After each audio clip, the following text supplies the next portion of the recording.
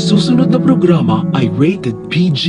Ito ay nangangailangan ng patnubay at gabay ng magulang para sa mga batang manonood.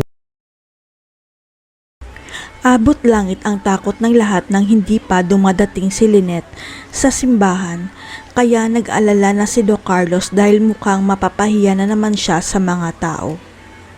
Nagkaroon kasi ng wedding anxiety si Lynette kaya nagdadalawang isip siya kung tama ba ang desisyon niya na pakasalan si Carlos kahit na muling nagtapat si RJ sa kanya.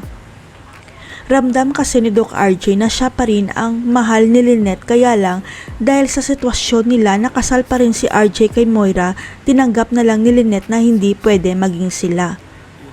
Ang hindi alam ni Lynette, inaasikaso na ni RJ ang pagpapawalang bisa ng kasal niya kay Moira para malaya siyang ligawan muli si Lynette para mabuo muli ang pamilya nila. Habang nag-iisa si Lynette sa kwarto, iniisip niya kung tama ba na pakasalan niya si Carlos o puntahan na lang si RJ sa lugar na sinabi nito nang nakapagdesisyon na rin si Lynette. Buo na ang desisyon ni Lynette na pakasalan si Carlos, lalo na may blessing na galing kay Annalyn, kaya nagmadali siya na pumunta sa simbahan dahil si Carlos ang pinili niya. Nakahinga ng malalim ang lahat, lalo na si Doc Carlos nang dumating si Lynette sa simbahan at panatag si Doc Carlos na matutuloy na talaga ang kasal nila ni Lynette na walang gulo. Pakiramdam ni Doc Carlos siya na ang pinakamasayang lalaki sa balat ng lupa dahil hindi umatras si Lynette sa kasal nila at matutupad na rin ang pinapangarap niya. Hanggang sa nagtanong nga ang padre kung may tumututol ba sa kasalang Lynette at Carlos, pero walang may nagsalita kaya biglang nawala ang kaba ni Doc Carlos at Lynette. Hanggang sa may sumigaw na itigil ang kasal at nagulantang ang lahat dahil nakita nila si Balahadja kasama ang mga kapulisan dahil may aarestuhin pala silang tao. Parang hindi maipinta ang mukha ni Carlos nang makita niya ang mga pulis sa kasal nila ni Lynette at sinabi nitong inaaresto ka namin sa salang pagpatay sa asawa mo, Carlos.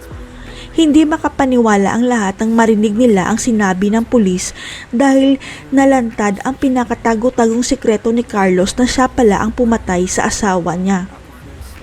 Ang hindi alam ng lahat na paslang ni Doc Carlos ang una niyang asawa na nanay ni Harry at palabas lang niya na namatay sa sakit ang una niyang asawa para hindi siya mabisto. Ang hindi alam ni Lynette, may kaso na pala si Doc Carlos sa Amerika, kaya ito ang dahilan na hindi siya makapunta ng Amerika dahil makukulong siya sa oras na bumalik siya. Kaya lang kahit gaano pa kagaling si Doc Carlos na itago ang krimen niya, mabubuking pa rin siya dahil hindi niya matatakasan ang kasalanang ginawa niya sa batas ng tao. Abot langit ang pasasalamat ni Lynette at Annalyn dahil dumating sa tamang oras ang mga kapulisan para arestuhin si Carlos dahil kung hindi, sila na ang isusunod na bibiktima.